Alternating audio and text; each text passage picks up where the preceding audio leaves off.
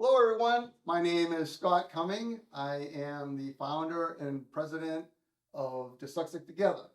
So tonight is our 7th basic writing course, and I got a question for Kelly. So Kelly, what is the difference between poetry and prose? So Scott, thank you so much for having me again tonight. We've got a great class. Poetry and prose is, it's nice that we have two different genres of writing, and we have a small one that's kind of more bite-sized, and then we have prose, which is definitely like your paragraph style of writing. Mm-hmm. So poetry is short, it can have a rhythm, it can be free verse, you can have rhyme, you don't have to have rhyme, and it's just written in short pieces, and it looks different on a page, right? It doesn't fill up the whole page. It's usually more towards, like, more in the center of the page. So prose writing is the typical paragraph format of writing, and that's where you utilize the left to right margins and you try to fill up the page. We usually start paragraphs with an indentation or a tab button that you press on your computer, and prose is what we use a little bit more often than poetry. So that's the difference. Well, great. I'm excited tonight to hear more. Your teacher, Kelly Lawler. Thank you. All right, welcome to our 7th session of the adult writing class. We're here at Maynard Public Library, and we're recording this on Stowe TV for you to watch later. This is an adult writing class, and we are just reminding you of the basics. We are trying to motivate you. We are trying to encourage you to make writing a daily practice, and that's what we're going to work on tonight. So last week we talked a little bit about short story writing and how to tell stories. We talked about different ways that you can tell stories, and we ended with the 6-word memoir. Writing a story in just 6 words sounds a little impossible, but we went over some examples last session, how it is manageable and how, depending on the words that you use, you could tell a full story.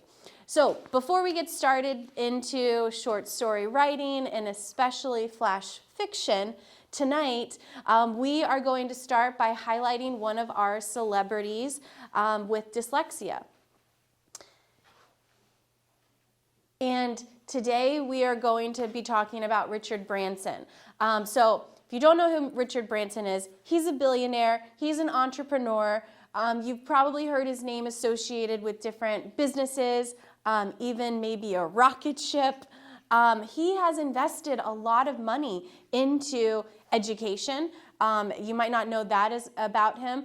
He's a philanthropist, and he cares about education, and he really cares about reading because he himself has struggled with dyslexia as a child and into adulthood. He said that it gave him adaptive thinking skills later in life, and so he really does see his dyslexia as a strength today, but he wants to make sure that people have the resources and the skills that they need in order to harness their own dyslexia and to find their unique strengths. So that is kind of what he's committed to, that this is his legacy for the next generations, to learn how to turn their difficulties into opportunities and to think a little bit more outside of the norm and embrace your strengths. So Richard Branson, interesting guy, and definitely contributes a lot to the world of reading and the world of dyslexia.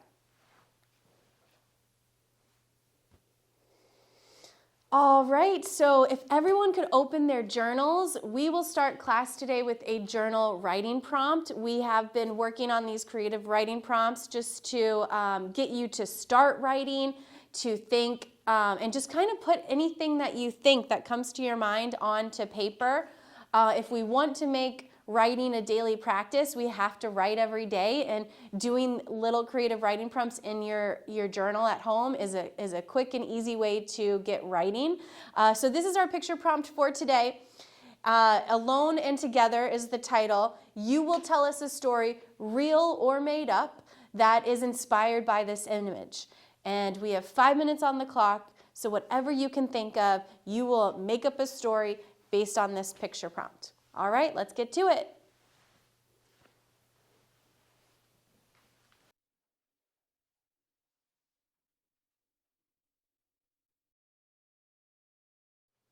All right, time is up. Seems like people wanted to write more tonight, which is a good sign. These creative writing prompts, these picture prompts are working, they're doing their job. They are getting those juices flowing and getting people writing as much as they can. So this is going to help us with our daily practice.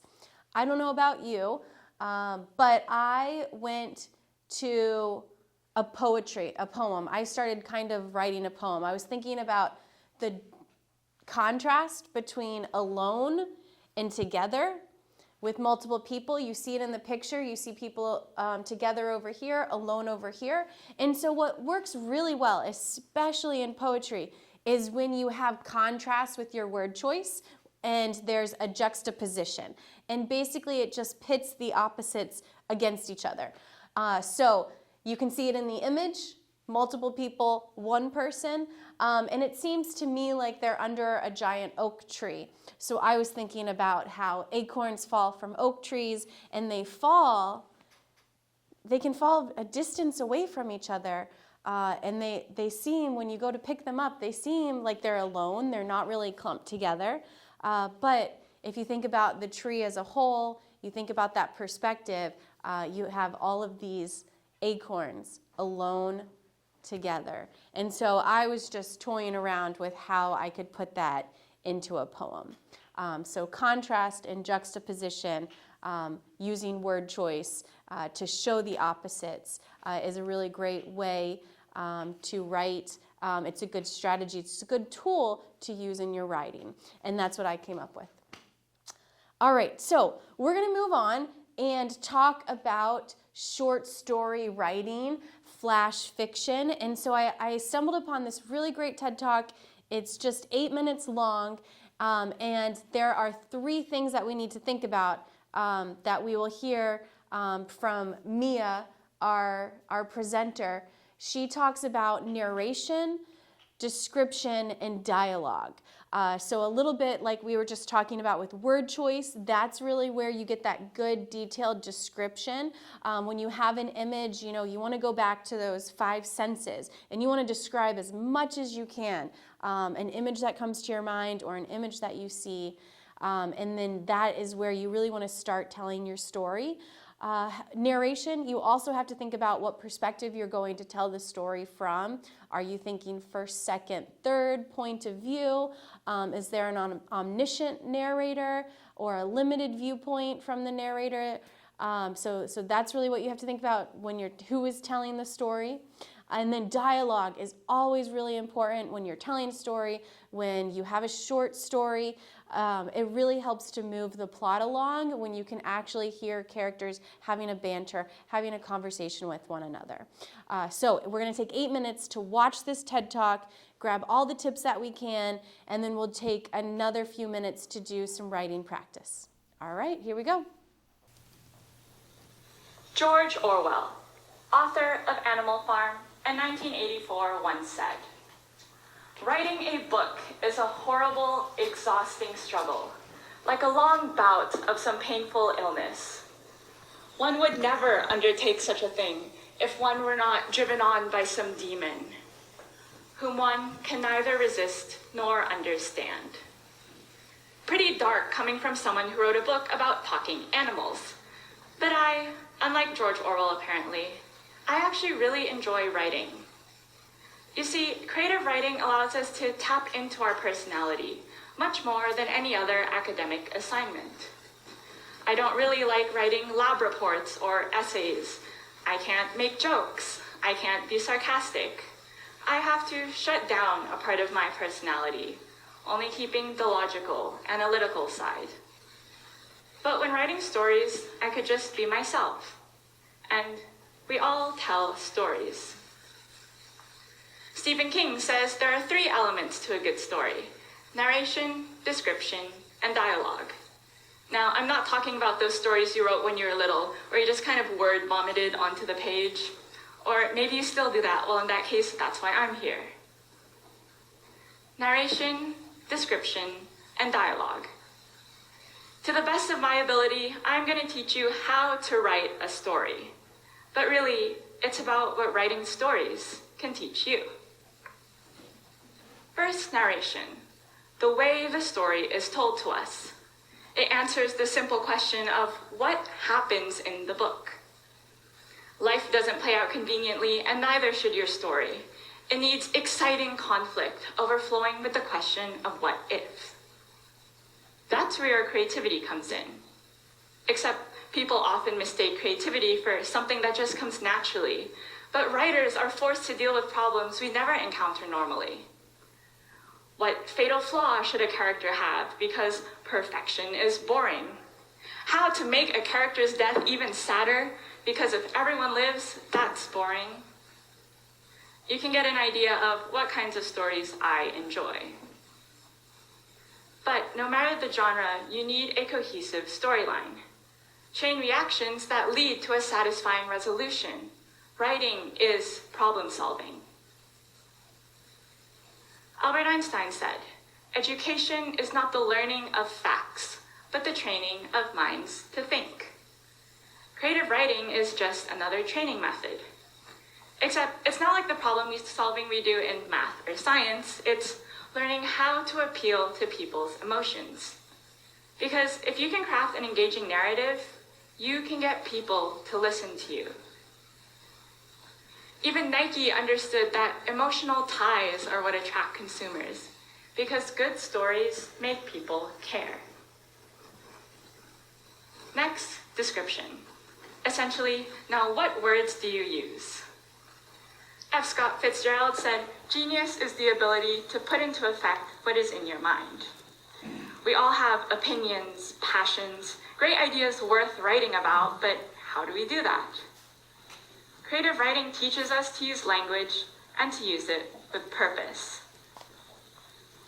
What would you say if I asked you to describe this image to someone? The obvious, probably. You talk about the trees or the leaves on the ground, but creative writing needs people to care, and if you told me that there were trees and leaves, well, I wouldn't care at all. Taylor Swift, in her song All Too Well, sings the phrase, "Autumn leaves falling down like pieces into place." She doesn't tell us how many leaves there are. She doesn't have to describe the obvious. Her job is to add the finishing touches and to make us feel something. We can see the leaves falling into place, and it has the undertone that while everything is perfect now, it's almost too perfect. We know leaves aren't supposed to fall into place. We know that autumn will only lead to a dark and lifeless winter. From that single line, we're apprehensive, wondering how this story will play out. That is how you use language with purpose, and that is how you make people care. And lastly, dialogue. The way characters express themselves and show us who they are. They may just be simple conversations, but through dialogue, we learn about people. You see, facts and data inform, but stories help us understand. I've noticed a disconnect from our academic learning. We write essays about imperialism, we draw supply and demand graphs, we look at society as this vast concept to be analyzed, and we forget that we're learning about people. But psychologist Jerome Bruner found that facts are 20 times more likely to be remembered if they're part of a story. Stories can help us with our education because we connect with stories. We connect with other people. And we connect with characters' dialogue. In 10th grade world studies, I wrote a short story about the Occupy Wall Street movement. Now, this movement was about student debt, income, and financial regulation. My character was a frustrated college student. I named him Nick. And he was protesting because he was going to be spending the rest of his life paying off student debt. Now, when I first heard the term Occupy Wall Street, I pictured big protests, crowds flooding through the streets. As Rapunzel sang, I saw it from the outside looking in. But now, when I think of Occupy Wall Street, I see Nick, a student, a boy, fighting for what he believed in. Creative writing forces us to see the world from a different perspective, and in doing so, we gain empathy. When writing dialogue, you need to understand someone else's speech patterns, their line of thinking, what kinds of choices they'd make. Neil Gaiman says people carry worlds within them. Creative writing lets us explore these worlds. Creative writing teaches us about people. Learn how to write a story, and you'll learn how to make people listen. Paul Smith, an expert in business storytelling, says that good stories make you a more persuasive and inspiring leader. If there's one rule for storytelling, it's don't make it boring. Yes, the stories are made up, but you still need people to care about them. Being a writer is essentially being a very talented liar. But look at all that creative writing can teach us. Creativity and problem solving, communication, empathy, lying. Okay, maybe not lying. Unless, as I like to put it, you're lying honestly. Because stories may be fiction, but their impact is real. We're using memorable lies in order to communicate true things to each other. It's easy to get lost in a good book, to laugh at witty punchlines, or cry to a beautiful song. Creative writing does tell lies, but these lies are perhaps our most honest form of expression. Thank you.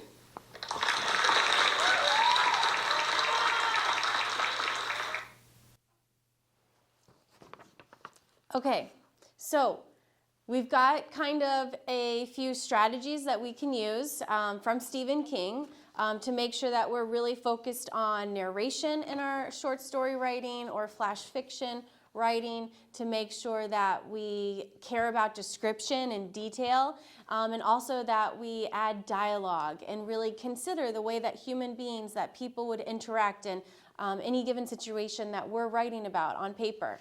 So what I have here on the screen is something inspired by that video. I really like how our presenter talked about perspective and empathy. Creative writing needs people to care, and good stories is what makes people care.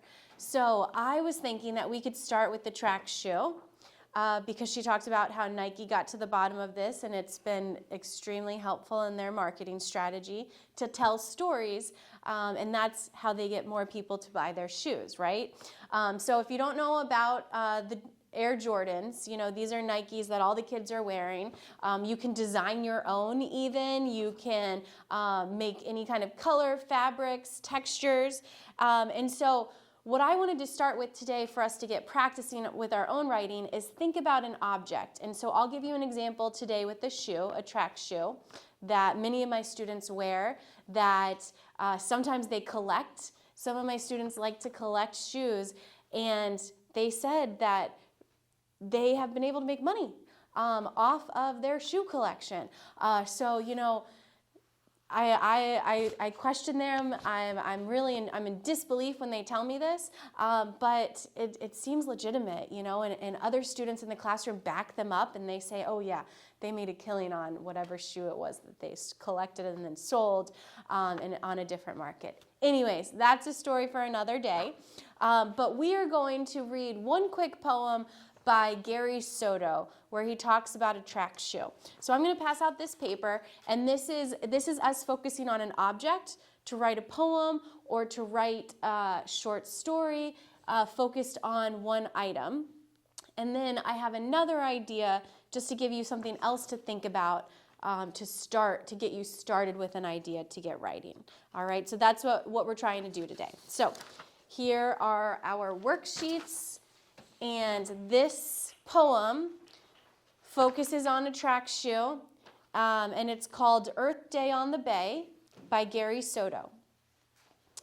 Curled like a genie's lamp, a track shoe from the 1970s among seaweed, the race long over, the blue ribbons faded, the trophies deep in pink insulation in the rafters, perhaps the former distant runner sits in his recliner.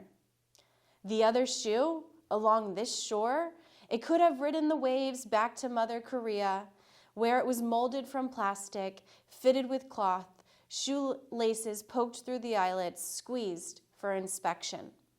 I remember that style of shoe, never owned a pair myself. With my skinny legs, I could go side to side like a crab, but never run the distance with the number on my back, never the winner or runner-up heaving at the end. I bagged that shoe, now litter, and nearly slip on the rocks. So what I really like here is this is just a very short poem, right? This is poetry. It looks different than prose would look on paper. But he starts right away with all of this imagery. April wasn't too far away. We had Earth Day. Many people in our town went out to the roads and picked up litter to clean up our town for the coming weather and the nice weather in the summertime. And that seems to be what this speaker in this poem was doing when they found this track shoe. And we've got a simile. We have figurative language right away. It opens up and it says, curled like a genie's lamp. So we're making a comparison to what, and you can have this image in your mind. You're walking along the shore, and raise your hand if you've walked along the shore, the beach, the road, and seen garbage. So this is something that's very common in our lives, and he takes it and he makes it a little bit more special. So he uses figurative language. The author also, I got this image in my head of pink insulation in the rafters. That's kind of where your memories, your trophies go to die, right? And he's talking about this past that this shoe must have had and the person that the shoe belonged to. So we start with this one object. We start with the shoe and we tell the shoe's story.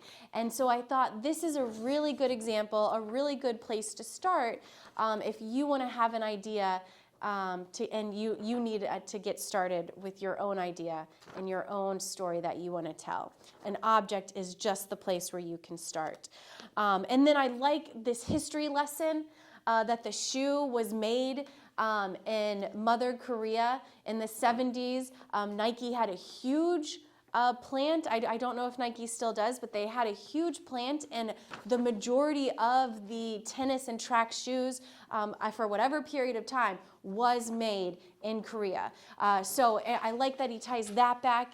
There's that sense of location at the beach, and then there's also this sense of location in the owner of the shoe's attic, and then there's also this sense of location in Korea where the shoe was originally manufactured. So making these connections, using this perspective and tying everything together is what really good storytellers do, and they can do it in poetry or they can do it in prose. And so we're going to go back and forth a little bit to show you some different examples of how you can start writing your own stories. All right?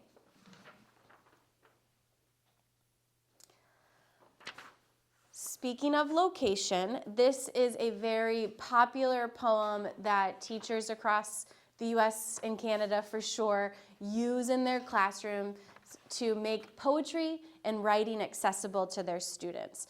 So this is a poem. It is called Where I'm From, and it's by George Ella Lyons. And what we do with poetry is sometimes we take someone's model and we use it as a mentor text, and then we can kind of create our own poem based on what someone started, right? And so this is kind of a template poem that we can show as teachers. We show this poem to students in the classroom, and then they can kind of have a place, an idea to get started writing on their own. So Where I'm From, this brings the images. This is a video that brings the images to life from the poem. So let's watch this, and then we'll practice doing our own poetry writing, and we'll also practice doing our own flash fiction. Where I'm from. I'm from clothespins, from Clorox and carbon tetrachloride. I am from the dirt under the back porch, black, glistening. It tasted like beets. I am from the forsythia bush, the Dutch elm, whose long gone limbs I remember as if they were my own. I'm from fudge and eyeglasses, from Imogene and Alifair. I'm from the know-it-alls and the pass-it-ons, from perk up and pipe down. I'm from He restoreth my soul with the cotton ball lamb and 10 verses I can say myself. I'm from Artemis and Billy's branch, fried corn and strong coffee, from the finger my grandfather lost to the auger, the eye my father shut to keep his sight. Under my bed was a dress box spilling old pictures, a sift of lost faces to drift beneath my dreams. I am from those moments, snapped before I budded, leaf fall from the family tree. Created using Multitude. All right. So we are going to write our own Where I'm From poem. And so I have a template to pass out to students. Remember that we are using Google Classroom. All of our homework and all of our Google Slides are posted in Google Classroom. And I have 2 different models that students can read. And then I also have a template that they can use to get started writing a poem about where you're from. This could be your hometown. This could be somewhere that you moved. This could be somewhere where you live today. It doesn't matter. It could be any important place to you. But a lot of authors will use a sense of place, will use location as a starting off point to tell your story, right? Because setting is so important at the beginning of your story. So it's important to start writing about location and your sense of place because it brings purpose and it brings empathy, as our presenter in the TED Talk was discussing. All right, so we are going to get started for our homework, starting with a Where I'm From poem, and then seeing if that could branch off into your own first short story or flash fiction. So we're going to focus on writing a poem about where you're from so that maybe you could write a short story about where you're from. All right, and that's going to take us to the end of session 7. We will see you next week for session 8. We want to thank Stowe TV, Scott Cummings of Dyslexic Together, and the Randall Public Library for making this all happen. All right, I'm Kelly Lawler. Good night. So the one thing that I've noticed over the last couple of classes is the poetry. And I've always loved poetry. And I think that showing us short stories, you don't, again, I think we may have talked about this before, but you know, you don't have to write all this long, drawn out paperwork, a lot of long stories. If you do these short stories, it helps so much to just start writing. Yeah, yeah. And you know, it starts with reading, and you can't just throw kids Shakespeare, right? Right. So it's nice that we have graphic novels today. Obviously we've always had poetry, but we're just trying to make poetry and writing and prose writing just more accessible. And so it's nice that students can kind of read a comic book. And kind of that can be their in. And same with writing. It doesn't have to. You don't have to start with 2,000 words. Right. You can start with 6, like we talked about last week. You can start with a poem, and if you don't like your poem could turn into a story. You know, it could be that inspiration that gets you to writing more. And you'll end up learning how to write as far as how to make a sentence. You'll get into the verbs and the pronouns and where you put punctuation, because now you're gonna want that. Right? You're gonna want it to tell a story. You want people to understand the story, so that'll just kind of follow, because that's definitely a big hang up that I have. But writing all these small stories and short stories is great, because now I can go back and send them to you, you can correct them, and we can start to learn the punctuation and go forward from there. Exactly. The grammar and the revision and the editing is so important. No one gets away without revising or editing. No one can, you can't hide from it, you can't run from it. And so that's why, you can join different writers' circles and you can work with different people that will edit your writing. And then obviously, you've got close friends, allies, you always have resources at your public library to help you improve your writing. And the more you do it, the more it starts to sound better, make more sense grammatically. Yeah, and you really hit on a really good point that I forget what I was going to say. Okay, but there was what you just said a few minutes ago was right on as far as the punctuation and learning where to put it. And, you're just going to learn more about it. Mm-hmm. Okay, so they said something in the video about problem solving.